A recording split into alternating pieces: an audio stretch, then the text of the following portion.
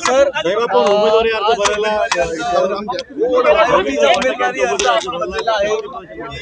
ठाण्यामध्ये देखील सर्व पक्ष एकत्र दिसलेले आहेत का? महायुतीचे ठाणे पालघर मतदारसंघाचे उमेदवार रवींद्र फाटक यांचाच उमेदवारी अर्ज दाखल झालेला आहे.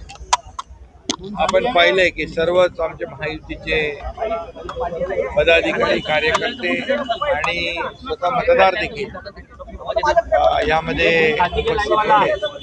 त्यामुळे रवींद्र फाटक यांचा विजय पक्का आहे आणि प्रचंड मताधिक्याने महायुतीचे उमेदवार रवींद्र फाटक प्रचंड मताधिक्याने विजयी होतील हा विश्वास या ठिकाणी व्यक्त करतो. कारण आपण पाहिलं तर या मतदारसंघामध्ये महायुतीचं प्राबल्य आहे, महायुतीचं मेजॉरिटी आहे आणि त्यामुळे ही निवडणूक जी आहे ही महायुती प्रचंड मताधिक्याने जिंकेल. पूर्वी या ठिकाणी महाविकास आघाडी देखील भरलेले आहे. काय वाटतं किती त्यांचं आव्हान असेल? लोकशाहीमध्ये प्रत्येकाला निवडणूक लढवण्याचा अधिकार आहे.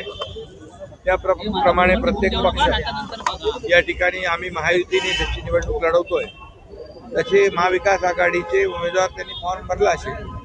परंतु मी आपल्याला सांगतो फक्त ठाणे पालघरच नाही तर महाराष्ट्रामध्ये ज्या 17 जागा आहेत या 17च्या 17 जागांमध्ये महायुतीचं प्राबल्य आहे. महायुती विजयी होईल. सर काही ठिकाणी शिवसेनेकडून रायगड असेल किंवा छत्रपती संभाजीनगर असेल या ठिकाणी शिवसेनेकडून महायुतीच्या उमेदवाराच्या समोर आपण देखील शिवसेनेकडून काही ठिकाणी भाजपने भरलेत, काही ठिकाणी आपण बनत 4 तारीख उमेदवारी मागे घेण्याची मुदत आहे अंतिम आणि आम्ही महायुतीचे सर्व पदाधिकारी एकत्र बसून यावर निर्णय घेऊ आणि महायुती मध्ये एकाच्या समोर महायुतीतला दुसरा जो कोणी भरला असेल फॉर्म तो माघारी घेईल. दोन्ही शिवसेनांनी एकत्र येऊ असं अंबादास दानवे म्हणतायत.